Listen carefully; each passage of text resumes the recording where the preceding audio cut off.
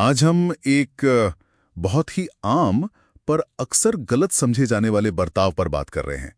ये है जरूरत से ज्यादा या कहें तो बेकाबू होकर खर्च करना, कंपल्सिव स्पेंडिंग।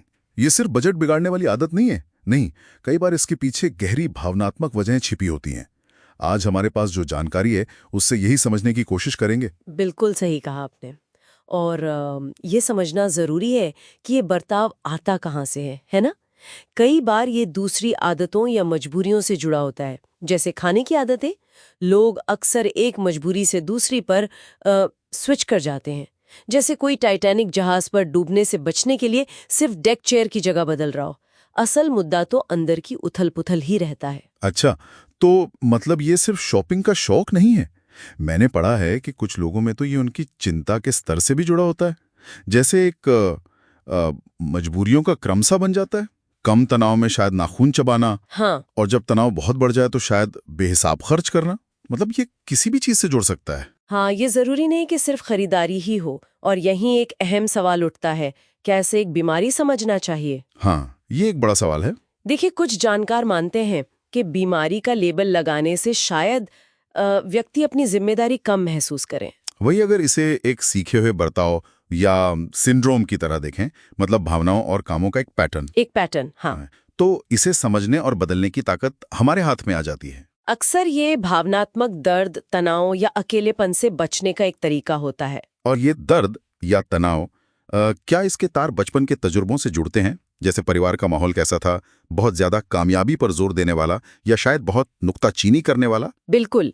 या फिर ऐसा परिवार जहां लोग एक दूसरे में हद से ज्यादा उलझे हुए हों, एनमेश्ड जिसे कहते हैं। यहाँ अपनी पहचान बनाना मुश्किल हो? हाँ, या कर बिल्कुल ही भावनात्मक दूरी हो, डिस्टेंट फैमिली जिसे कहते हैं।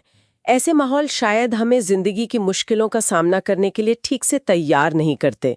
और पैसे को लेकर गलत धारणाएं बन जाती हैं, आदेश जैसा कुछ। हाँ, मन में कुछ पक्की धारणाएं या आदेश बन सकते हैं, जैसे पैसा ही सब कुछ है या हम इस लायक नहीं हैं। और इसी वजह से कभी-कभी वो खर्च करने का उन्माद, स्पेंडिंग बिंज देखने को मिलता है। हाँ, उन्माद। ये सिर्फ शॉपिंग की दौड़ नहीं है, ये अक्सर बेकाबू भावनाओं से भरा होता है। ये दबे हुए गुस्से या निराशा का एक विस्फोट हो सकता है, जैसे कोई भावनात्मक रूप से नखरे दिखा रहा हो, एक तरह का टेम्पर टैंट्रम। अच्छा। या फिर ये किसी अंदरूनी कमी को भरने की कोशिश हो सकती है, पहचान की कमी, रिश्तों की कमी या जीवन पर काबू पाने की अधूरी जरूरत। लोग चीजें खरीदते हैं ताकि वे महसूस कर सकें कि वे कौन हैं, या रिश्ते की कमी भर सकें, या बस जिंदगी पर थोड़ा नियंत्रण महसूस कर सकें। तो अगर कोई इस चक्कर से बाहर निकलना चाहे तो पहला कदम क्या होगा? शायद रुककर देखना, स्टॉप। स्टॉप। मतलब अपने पैसों की हालत का ईमानदारी से जायजा लेना। और शायद एक खर्च डायरी बनाना। हाँ, बिल्कुल। इसका मकसद सिर्फ हिसाब रखना नहीं, बल्कि अपने खर्च के पैटर्न और उससे उकसाने वाली चीजों, ट्रिगर्स को पहचानना है ना? जी हाँ, हर खर्च को लिखना शायद सोचने का एक वक्फा देता है। बिल्कुल। जागरूकता पहला कदम है, स्टॉप। इसके बाद आता है अपनी भावनाओं पर गौर करना, लुक। जब खर्च करने की वो तेज इच्छा होती है, तो उसके पीछे असल में कौन सी भावना छिपी है? गुस्सा, अकेलापन, बोरियत? यहाँ विचारों और भावनाओं में फर्क करना बहुत जरूरी है। सिर्फ इसलिए कि हम कुछ महसूस कर रहे हैं, जरूरी नहीं कि वो हकीकत हो। या उस पर अमल करना जरूरी हो। बिल्कुल। भावनाओं को, खासकर गुस्से जैसी मुश्किल भावनाओं को स्वीकार करना और उन्हें सेहतमंद तरीके से जाहिर करना अहम है। और फिर आता है लिसन, अपने अंदर की आवाज को सुनना। हमारे ख्याल हमारी भावनाओं पर कैसे असर डालते हैं? वो जो मन में लगातार चलता रहता है, मैं कभी नहीं बदलूंगा, मुझसे नहीं होगा।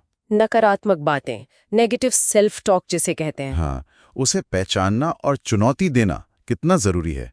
मैंने सुना है कुछ तकनीकें भी हैं इसमें मदद के लिए, जैसे वो मेरिडियन थेरेपी। हाँ, मेरिडियन थेरेपी जैसी तकनीकें मददगार हो सकती हैं। ये इस विचार पर आधारित है कि शरीर के कुछ खास बिंदुओं पर हल्के से थपथपाने से, टैपिंग करने से। अच्छा, टैपिंग से। हाँ, टैपिंग से भावनात्मक संतुलन वापस पाने और नकारात्मक विचारों या वो जो तीव्र इच्छा होती है ना, उसकी तीव्रता को कम करने में मदद मिल सकती है।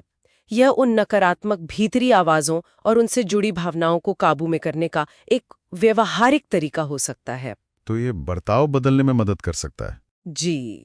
इसमें कुछ आसान स्टेप्स होते हैं, जैसे किसी स्थिति या तीव्र इच्छा या नकारात्मक भावनाओं को चुनना, उसके तीव्रता को रेट करना, फिर एक सकारात्मक पुष्टि दोहराते हुए टैपिंग शुरू करना और फिर अपनी भावनाओं का जायजा लेना जब तक कि वो समस्या हल ना हो जाए या नकारात्मक भावना चली ना जाए। अच्छा, ये जो कभी-कभी पुराना गुस्सा, कोई नाराजगी मन में दबी रह जाती है ना, हाँ, जैसे कोई पुरानी बात हो, हाँ, तो इससे निपटने का एक तरीका बताया गया है, एंग्री बुक। मतलब एक नोटबुक से शुरुआत। हाँ बिल्कुल, एक सादी सी नोटबुक लेनी है और पहले बस 15 मिनट बैठकर उन सारे लोगों, उन सारी घटनाओं की एक लिस्ट बनानी है जिनसे आज भी मतलब गुस्सा है। अच्छा, चाहे वो बचपन की कोई छोटी सी बात हो या हाल की। हाँ, कुछ भी, बस हेडिंग लिखनी है, जैसे किसी कहानी का नाम हो, ज्यादा डिटेल में नहीं जाना अभी। ठीक है, लिस्ट बन गई।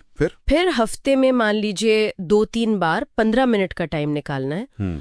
उस लिस्ट में से कोई भी एक टॉपिक उठाया और बस लिखना शुरू कर दिया। लिखते जाना है, मतलब बिना सोचे समझे, ग्रामर, स्पेलिंग? अरे नहीं, उसकी कोई चिंता नहीं करनी, ये तो बस अपने लिए है। मन की भड़ास निकालनी है पूरी, और लिखते लिखते शायद कुछ और बातें याद आ जाएं। अच्छा, हाँ, हो सकता है। तो उन्हें भी लिस्ट में जोड़ देना है। और हर टॉपिक पे लिखने के बाद कुछ करना है उसका। हाँ। उसे पढ़ना है और फिर 2 वाक्य पूरे करने हैं। पहला, मैंने पाया कि, और दूसरा, मैंने फैसला किया है कि। मैंने पाया कि और मैंने फैसला किया है कि, ये खुद को समझने के लिए। बिल्कुल, एक तरह से अपने लिए रास्ता साफ करना, और ये तब तक करना है जब तक लिस्ट खत्म ना हो जाए। पूरी लिस्ट खत्म। फिर उस नोटबुक का क्या, संभाल कर रखें? नहीं, जब लगे कि हाँ, मन हल्का हो गया है, बोझ उतर गया है, तो उस किताब को खत्म कर देना है। मतलब जला दें, फाड़ दें, जो ठीक लगे। एक तरह से उस चैप्टर को क्लोज करना। अच्छा, एक सिंबॉलिक अंत। हाँ। वैसे इसमें एक तेज तरीके का भी जिक्र है, मेरिडियन थेरेपी। उससे शायद हर मुद्दे पर अलग अलग काम करके जल्दी राहत मिल सकती है। दिलचस्प है। और ये जो गुस्से वाली बात है, अक्सर लगता है गुस्सा सिर्फ गुस्सा ही है, पर ऐसा नहीं होता शायद। सही कह रहे हैं। बहुत बार गुस्से के पीछे ना डर छिपा होता है। डर? कैसे? जैसे कोई पैसों की तंगी को लेकर बहुत गुस्से में है, चिल्ला रहा है, पर असल में अंदर ही अंदर वो डरा हुआ है कि भाई परिवार का पेट कैसे भरूंगा, उनका ख्याल कैसे रख पाऊंगा। हाँ, ये बात तो है। और कभी कभी लोग फिजूल खर्ची भी करते हैं गुस्से में। हाँ। या शायद डर में, बिल्कुल, किसी से बदला लेने के लिए या उसे सजा देने के लिए।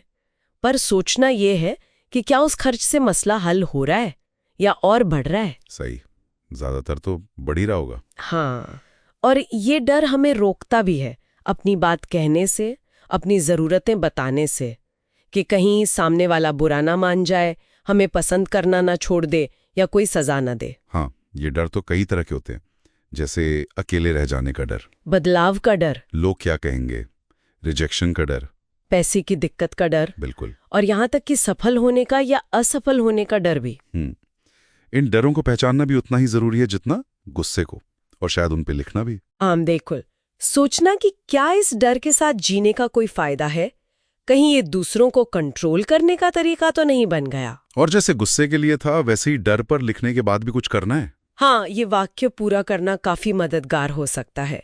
मेरी नई योजना है। ये डर को एक एक्शन प्लान में बदलने जैसा है।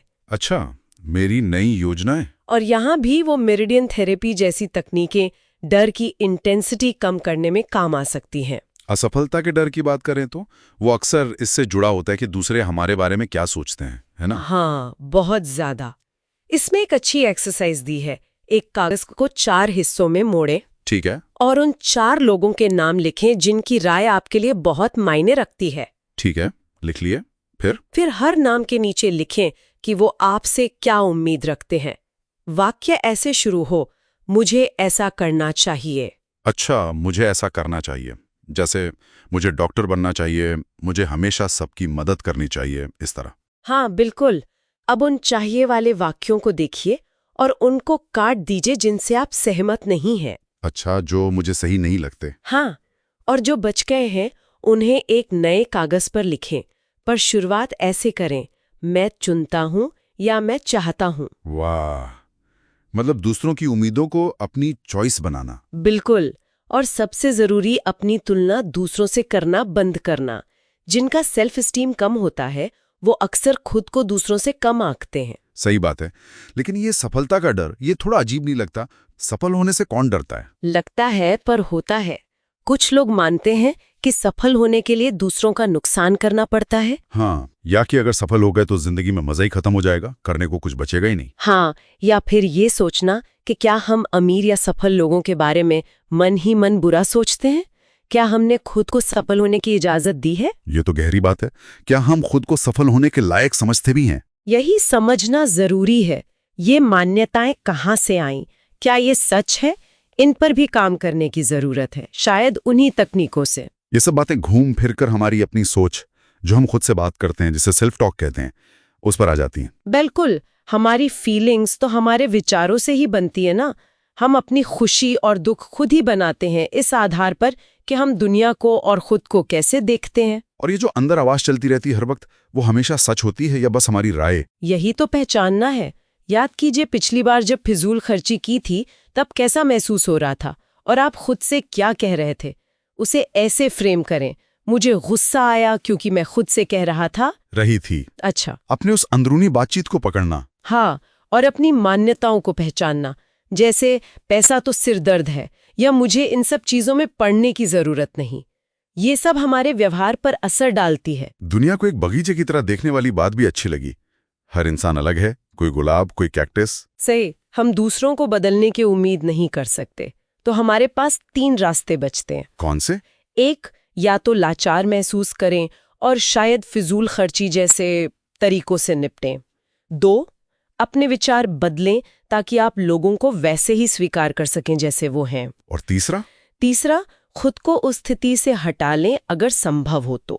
ये चुनाव हमारा है और इसी से जुड़े हैं हमारे व्यक्तिगत अधिकार, जिनका जिक्र था। हाँ, ये बहुत महत्वपूर्ण है, जैसे खुद को पहले रखने का अधिकार, अपनी भावनाओं को स्वीकार करने का अधिकार, चाहे वो अच्छी हो या बुरी। गलतियां करने का अधिकार, हम सब करते हैं। मन बदलने का अधिकार। अकेले रहने का अधिकार जब जरूरत महसूस हो। नहीं कहने का अधिकार, बिना गिल्टी महसूस किए।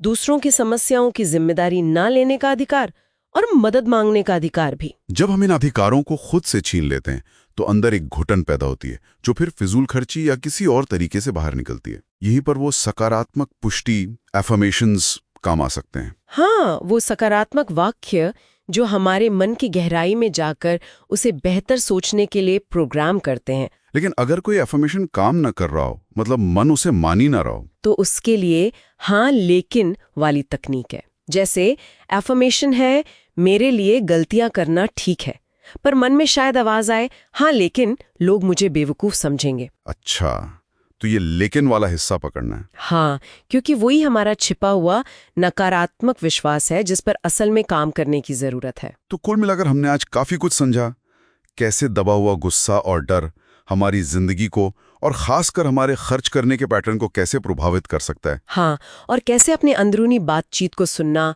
अपनी मान्यताओं को पहचानना और अपने व्यक्तिगत अधिकारों को समझना और अपनाना कितना जरूरी है। मुख्य बात शायद यही है कि बदलाव मुमकिन है अगर हम अपनी भावनाओं और विचारों की जिम्मेदारी लें। बिल्कुल। फिजूल खर्ची जैसी चीजें अक्सर किसी गहरे असंतुलन का सिर्फ एक लक्षण होती हैं। असली काम तो अंदर की समझ और ताकत को जगाने का है। तो श्रोताओं को ये चर्चा कैसी लगी? क्या ये उपयोगी लगी? आपके अपने क्या विचार हैं इस सब पर? हाँ, हमें जरूर बताएं कि ये जानकारी आपके लिए कैसी रही और हम इसे और बेहतर कैसे बना सकते हैं। और जाते जाते एक सवाल आपके लिए छोड़ जाते हैं। आपकी कौन सी एक ऐसी मान्यता है जो आपको लगता है कि आपको रोक रही है और जिसे आप बदलना चाहेंगे? सोचिएगा जरूर।